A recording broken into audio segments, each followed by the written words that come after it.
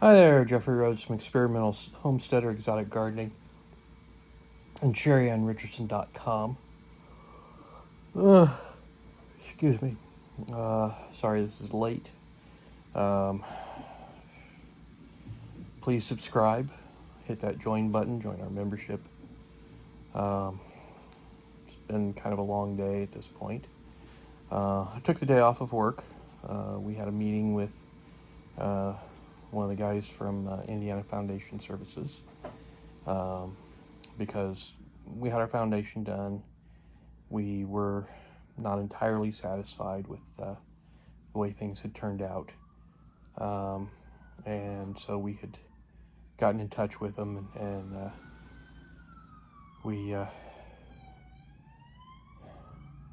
he came out to meet with us and see what could be done to fix the situation and make us happy.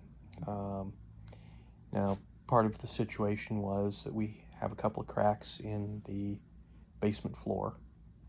The salesman, when he was here, basically said, well, they could fix that. You know, they could basically redo the basement floor for us and make it look good, and do that in the process of doing the other foundation work. Now, this is not something that they actually do. So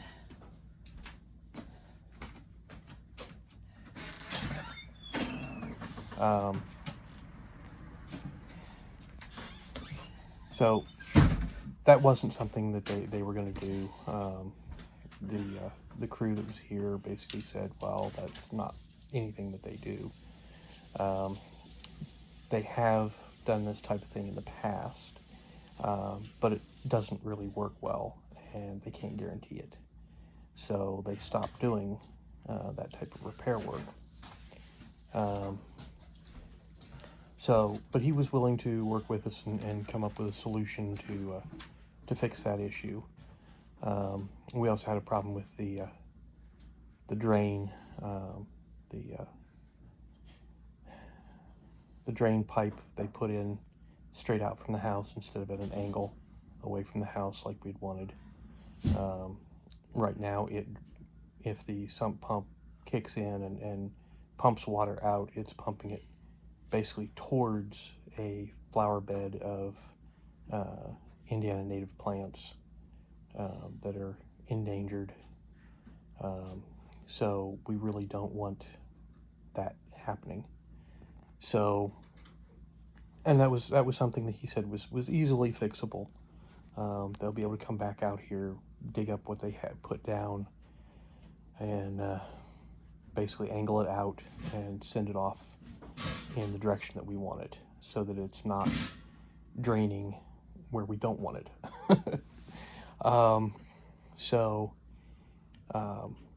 And we talked it over. That was something that is easily covered and easily fixed, and they'll take care of that. The floor we talked about, it was going to cost us some extra money. There was a product that he was suggesting using that would kind of solve the problem, but it wasn't really something that they normally do, and not something that they would guarantee. But it was a possibility, but it would cost us more. And we talked about, because basically Sheri's big concern was that the water would come up through those cracks. And it's rained quite a bit since we had the foundation worked on. And the basement is dry. It's amazingly dry. I am so happy about that. But those cracks are dry. There's no water coming up through them. And so we were talking with him, and we figured out that basically, most likely, these are just structural cracks, not a leak-style crack.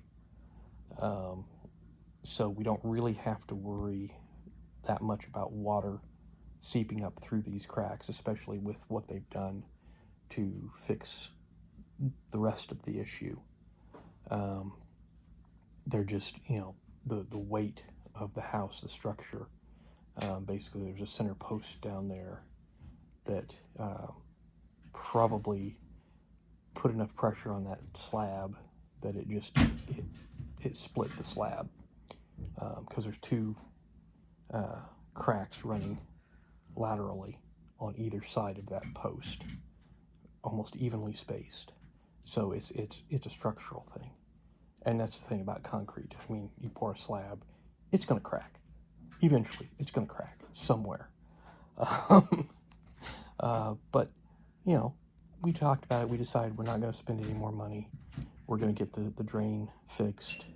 There's a couple of little minor things that he noticed that he's going to send. You know, one was that we don't have the alarm on the sump pump like it's supposed to be. So he's going to send out, when they come out to do the drain, he'll send the parts that we need for the alarm on the sump pump.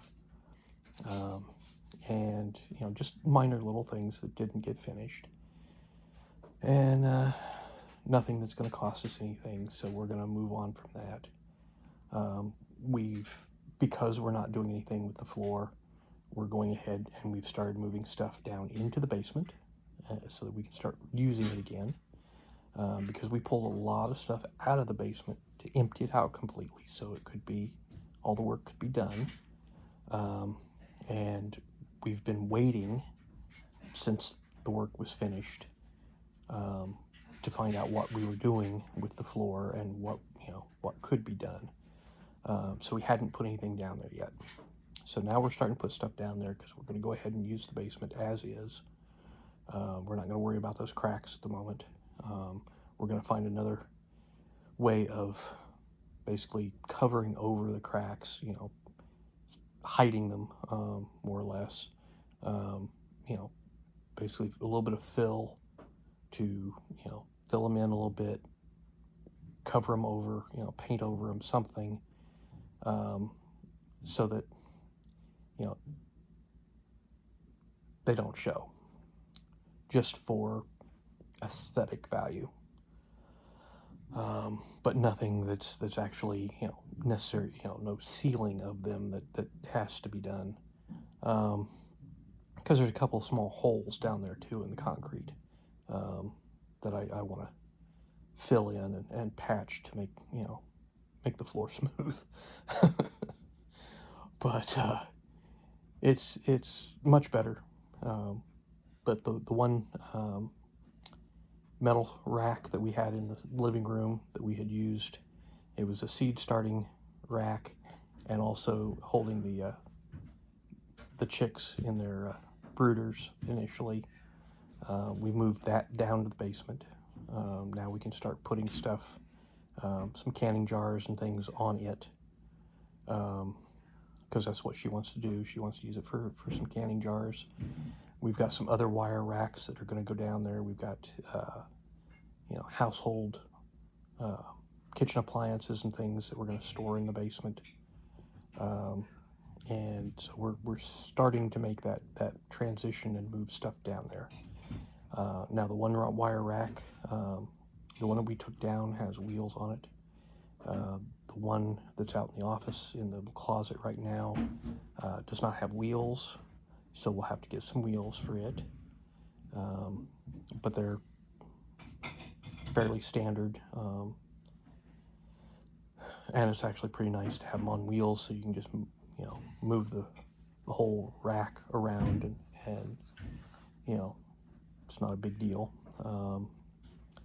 But we've got several metal cabinets that we're going to empty out, take the cabinets down, refill them, storage cabinets, and we'll probably get some more wire racks, wire shelves, and because those work really well.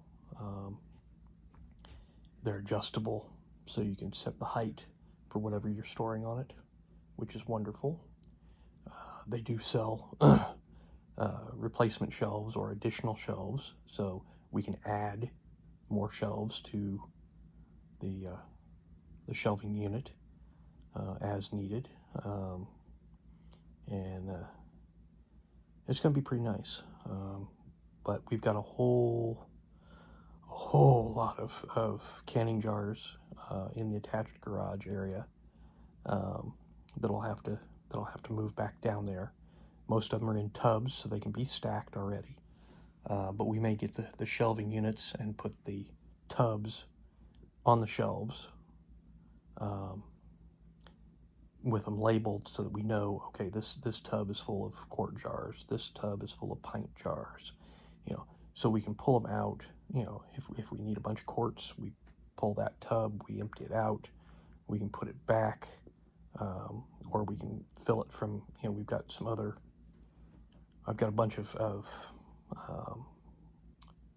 foldable crates that are full of jars that need to be cleaned up and put into tubs, so we can work through those as we're doing stuff.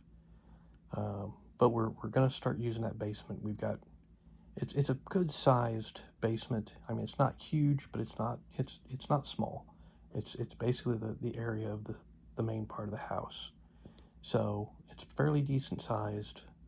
We'll be able to make use out of a lot of space, especially using these wire racks. Because what we can do also is we can layer the racks. Since they're on wheels, we'll be able to move them, move this rack over, get to the shelves behind it, move it back, get to the shelves that were just behind it now, and rearrange things. It'll be pretty nice. But we're getting started on that, finally. I still have a bunch of work to do down in the basement yet. I've got to redo some plumbing. I've got some wiring that I'm working on. I've got to get some more electrical outlets in the basement to improve the lighting down there. But it's doable now. Now that we've decided what we're doing, that we're not going to worry about the floor at the moment.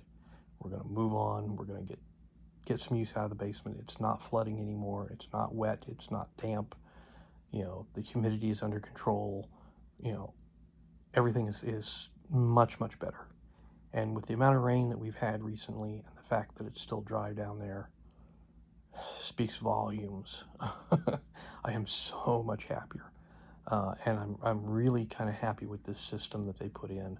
I think it's really going to work for us. And he did mention that they'll come back on a regular basis, basically, and tighten the bolts that go through the wall. And the system that they put in, they guarantee the stabilization. They don't guarantee that they can straighten the walls, but it is designed to, over time, correct the walls. It may not get them back perfect, but it does correct them over time, at least to an extent. I think what they had said was they'd gotten about 1/4 of an inch of correction on the walls down there initially, which wasn't a lot. The one wall was out of spec by about 1.5 inches, I think. So we only got about 1/4 of an inch initially, but it was stabilized. Now, over time, we may be able to get that back and improve it maybe by 1 inch over time. And so it may only be out by 1/2 inch by the time we're done. And which would be very, very cool. I'd be very happy with that. And that was the worst wall, was 1.5 inches. The other walls, it was, 1/2 inch, 3/4, things like that. So those should stabilize and straighten pretty well. The one wall, yeah, it was pretty bad, but hopefully we'll get it almost perfect again. I'll be happy. And it just takes time. The system is designed to, slowly work it back into a better position. But they'll come along every so often and do that, tighten it down and see if they can't straighten it, which, I'm appreciative of that too. So, but they'll check in with us every so often and make sure everything's working right. So, anyways, I think that's going to do it for tonight. Please subscribe. Help us out. Give us thumbs up, thumbs down, comments below. We'll see everybody tomorrow. Stay safe out there.